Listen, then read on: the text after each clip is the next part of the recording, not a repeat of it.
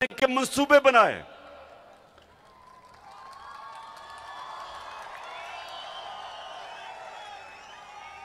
और जेलम, अब आप सुने दूसरी चीज, जब एक हुकूमत आगे आने वाले नस्लों का सोचती है तो नौशहरा में क्या हुआ? नौशहरा में हमारे पिछले चंद सालों में, जब से हमारी हुकूमत है, बंद बनाए गए। 2010 में जब सैलाब आया था, नौशहरा डूब गया था। इस बारी बंद बना के नौशहरा को बचाया गया और अल्लाह करे कि और पानी ना आए। अभी पानी आ रहा है, हम ये उम्मीद रखते हैं कि वो बंद बचा लेगा। इस तरह की इस वक्त तौंशा शहर, उधर उस शहर आज डूब जाना था, जो ऊपर से कोए सुलेमान से ये जो चश्मे आए और ये नाले आ रहे थे, अगर वो पंजाब की हुकूमत, उस्मान बुज़दार की हुकूमत अगर वहां अरबों रुपए का बंद ना बनाती, आज तौंसा डूब गया था। और फिर आज लाहौर के अंदर जब पानी आता था, बारिश आता था, तो लाहौर भी मुश्किल में पड़ जाता था। जिस तरह सिंध और कराची खास तौर पे, या जब बारिश आती है तो डूब जाता है और या फिर पानी नहीं मिलता। कराची के अंदर टैंकर माफिया है, सबसे ज्यादा पैसा टैंकर माफिया बनाता है क्योंकि पानी नहीं है। लाहौर के अंदर अंडरग्राउंड उन्होंने टैंक्स बनाए और अब जब बारिशें हुई हैं, कोई लाहौर के अंदर पानी नहीं खड़ा हुआ। ये पहली दफा आगे की प्लानिंग कर रहे हैं।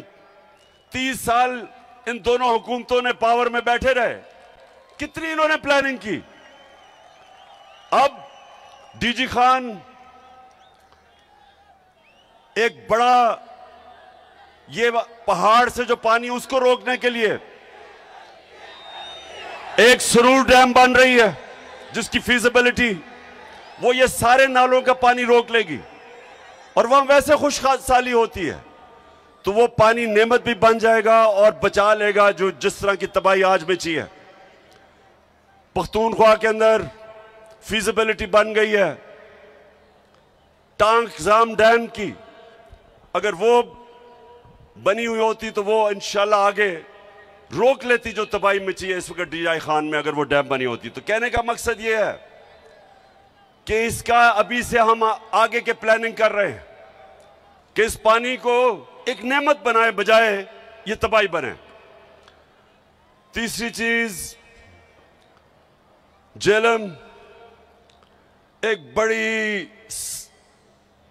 अखबारों के अंदर कैंपेन चल रही है, फ्रेंडली मीडिया, लिफाफे वाले सहाफी,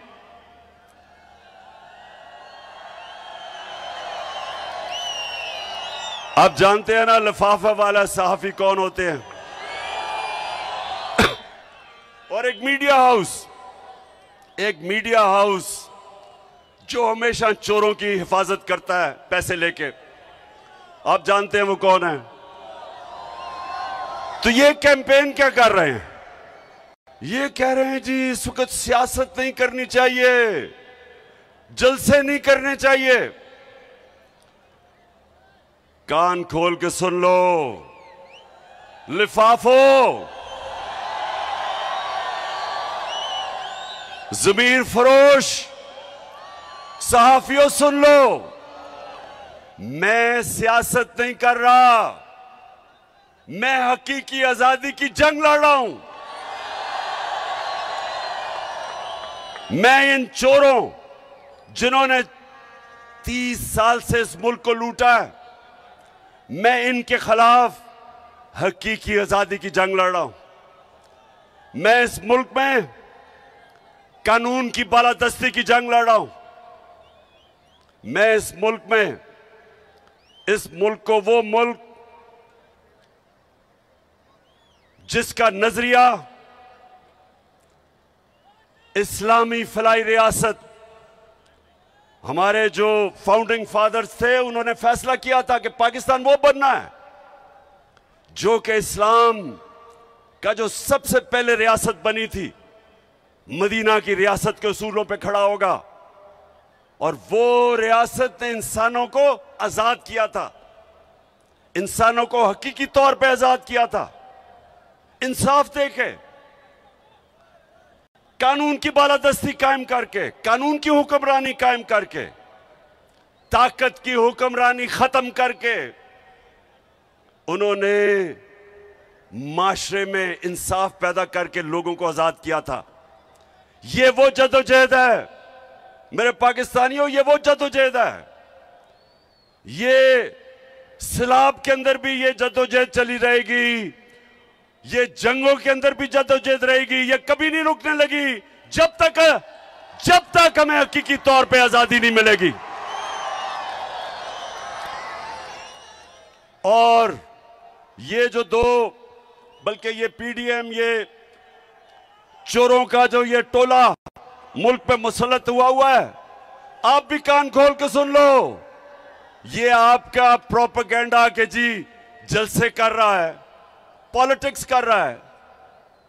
कान खोल के सुन लो, ये मेरी हकीकी आजादी की जंग तब तक नहीं रुकेगी जब तक मैं इस मुल्क को तुम्हारे जैसे चोरों से आजाद नहीं करता। आजकल हमें कहा जा रहा है कि जी ओहो सैलाब आ गया, फिक्र ना करो, सैलाब में इंशाल्लाह इमरान खान और उसकी टीम और उसकी हुकूमतें वो काम करेंगी जो तुम सारी जिंदगी लगे रहो नहीं कर सकते। तुम्हारे लिए तो कोई पैसे देने के लिए तैयार नहीं है, क्योंकि तुम्हारा तो चोरी करके सारा पैसा बाहर पड़ा है। वो जो भगोड़ा लंदन में बैठा हुआ है, किधर से पैसा आया उसके और उसके बेटों को, क्या अरबों रुपए की प्रॉपर्टीज में रहता है, और वो हमें दर्ज दे रहा है कि सियासत नहीं करनी चाहिए। तुम भी सुन लो, नवाज शरीफ मफरूर और मुजरिम, गौर से सुन लो। और यहां शहबाज शरीफ तुम भी सुन लो, और फजलुर रहमान डीजल तुम भी सुन लो, और आसिफ जरदारी जिसको पैसे की बीमारी है, जो पैसा देख के, आसिफ जरदारी जब पैसा देखता है उसकी मूछें ऊंची नीची होनी शुरू हो जाती है।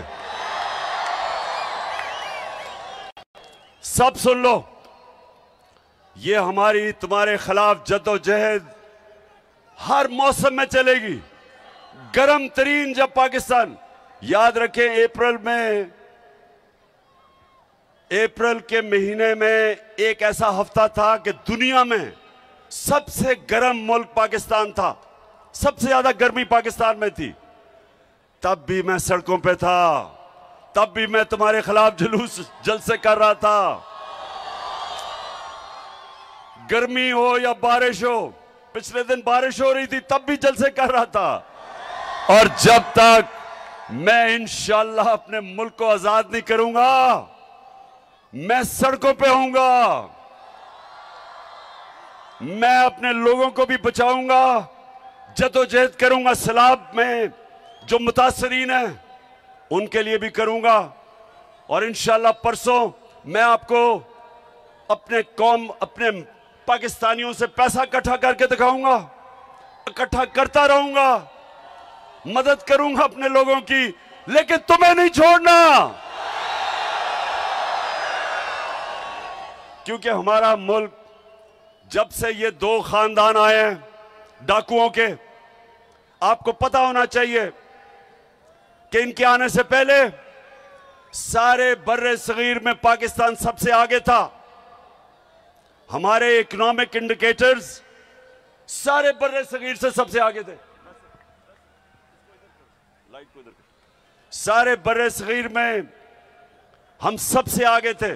हिंदुस्तान से जब मैच खेल के मैं पाकिस्तान आता था, और अल्लाह का शुक्र है वो हमें जिता के लेके आता था पाकिस्तान हिंदुस्तान से, तो जब मैं वापस आता था तो मुझे एहसास होता था के गरीब तरीन मुल्क से मैं अमीर मुल्क में आ गया हूं। पाकिस्तान आगे था इन सब से। फिर ये दो डाकू खानदान इस मुल्क पे मुसल्लत हुए। हम हिंदुस्तान से भी पीछे रह गए, हम बांग्लादेश से भी पीछे रह गए। और ये जो आज शहबाज शरीफ और ये मिफ्ता इस्माइल कहता है कि तहरीक इंसाफ की वजह से IMF का प्रोग्राम फेल हो जाएगा। शहबाज शरीफ सुन लो गौर से, पहले तो तुम और तुम्हारे इत्तेहादी और खानदानों ने इस मुल्क को मकरूज किया, कर्जे आपने चढ़ाए। आपकी वजह से हर इंसान पे कर्जे बढ़ते गए। हमारी जब बारी आई तो मुल्क का तो दिवालिया निकला हुआ था 2018 में। आप अपने फोन के ऊपर गूगल करके देख लें कि 2018 में पाकिस्तान की तारीख का सबसे बड़ा बैरूनी मुल्क खसारा था, सबसे ज्यादा कर्जे थे। हम जितना भी हमने पहला साल पैसा इकट्ठा किया टैक्स पे, आधा चला गया कर्जों की